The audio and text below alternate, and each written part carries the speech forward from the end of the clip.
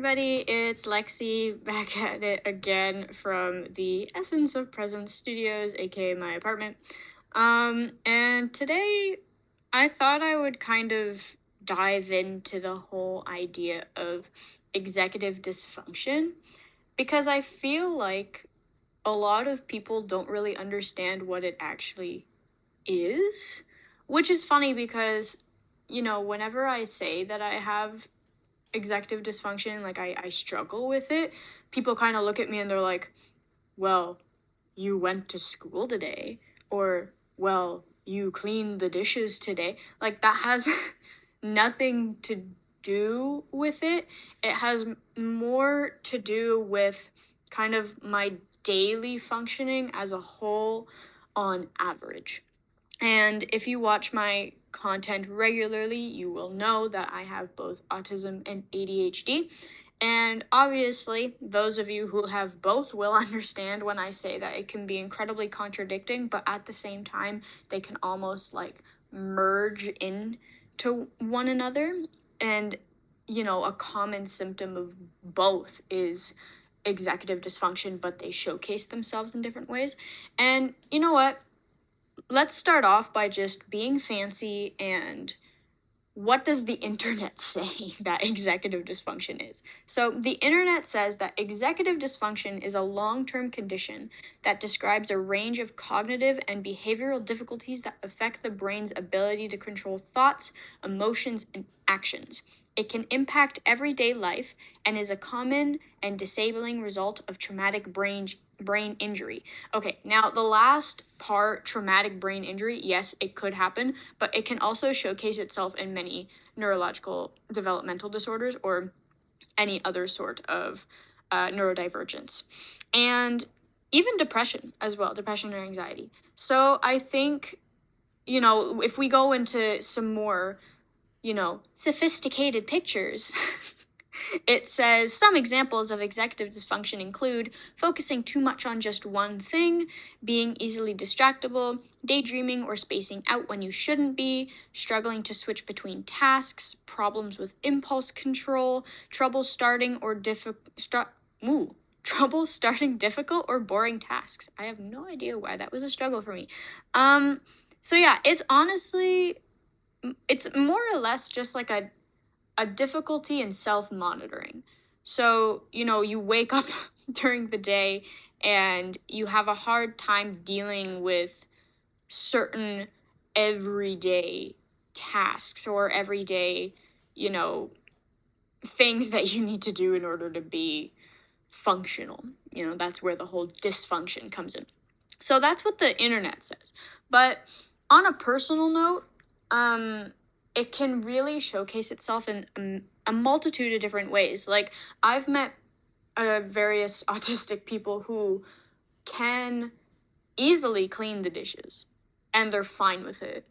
I, on the other hand, it is the worst thing that I could ever do, like, at all. I hate it for the life of me. Every time I have dishes in my sink, I feel like I'm going to puke because I'll either touch like a piece of wet food or just like the thought of having to, pick up a dish, take the sponge, put soap, turn on the water, scrub the soap on the plate. Like, it's all these different tasks lining up one another, and I just can't get myself to start such a long task in my brain, and also just like the sensory overload and like textures from it. I can't do it.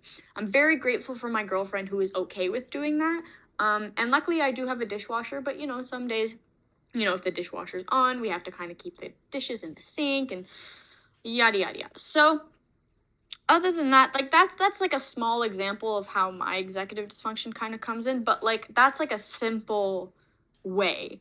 I think a more like problematic, I don't like using that word, but I think a lot of people would kind of agree with me when I say problematic, is more just like the more severe ways that executive dysfunction can kind of portray itself. And I would say that my main like more severe one would be issues with starting a new task.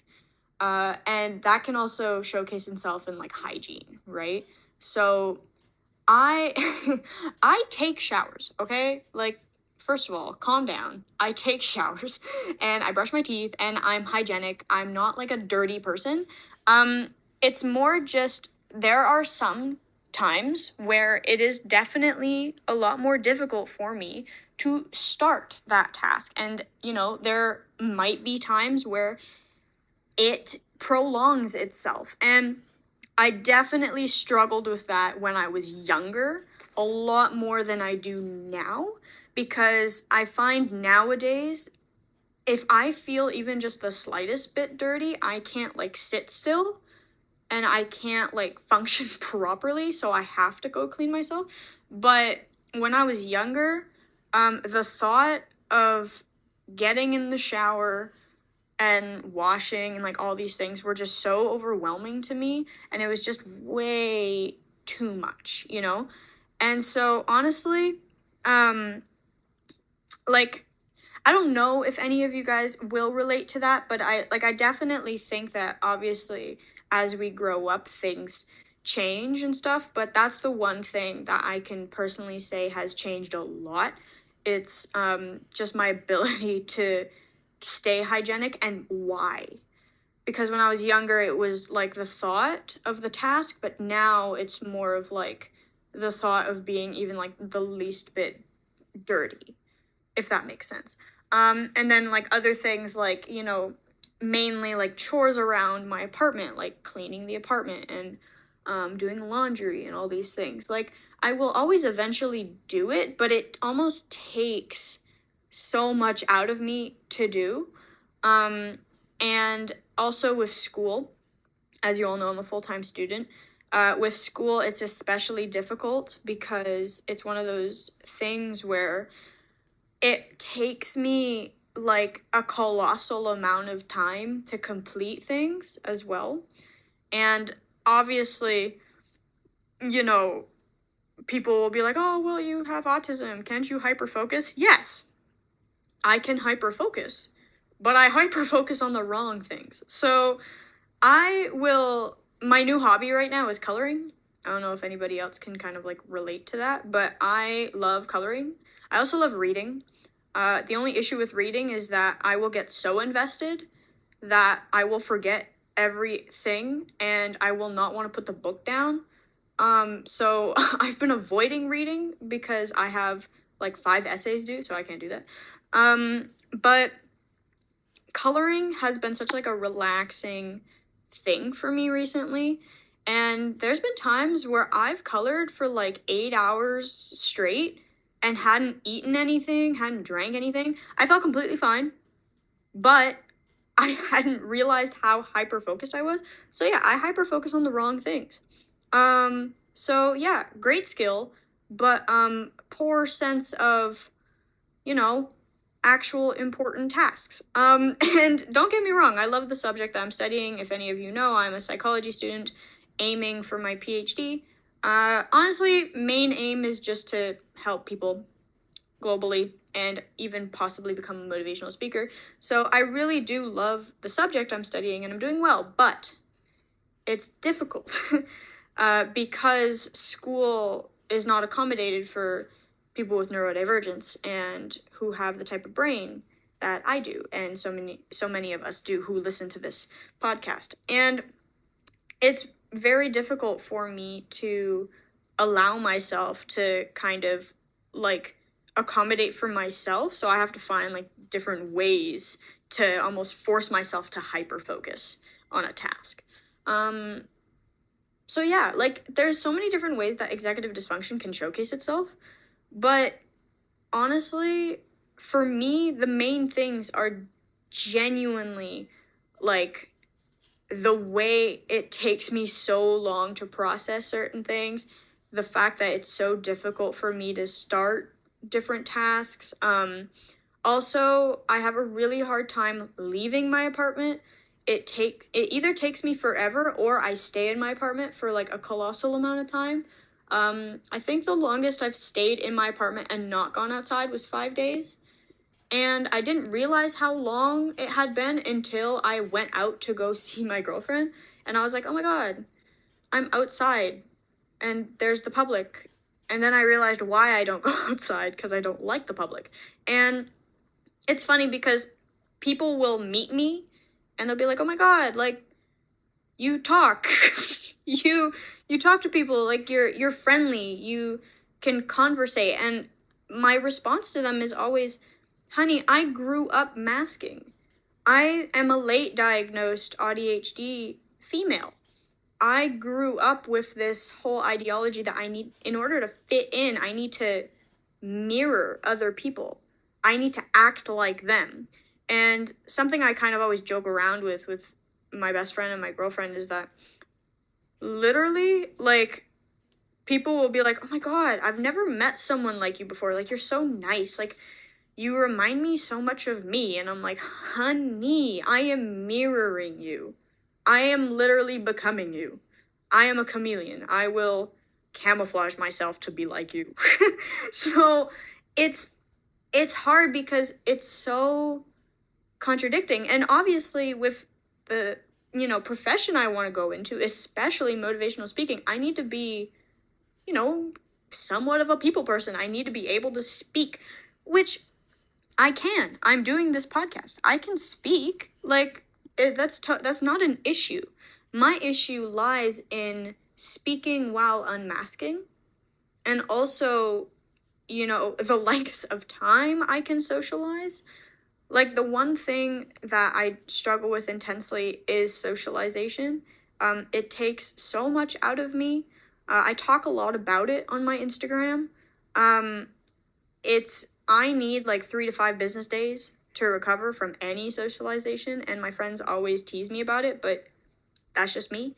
And I'm so lucky that my girlfriend is the same way.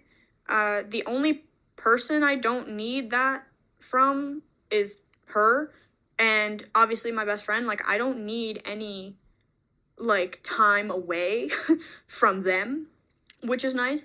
And so obviously, like, executive dysfunction can just showcase itself in so many different ways. And honestly, my personal definition of it would probably just be executive dysfunction just kind of, like, deviates the entire, like, meaning and definition of what it means to be human in everyday life. And, like, it stops you from adulting.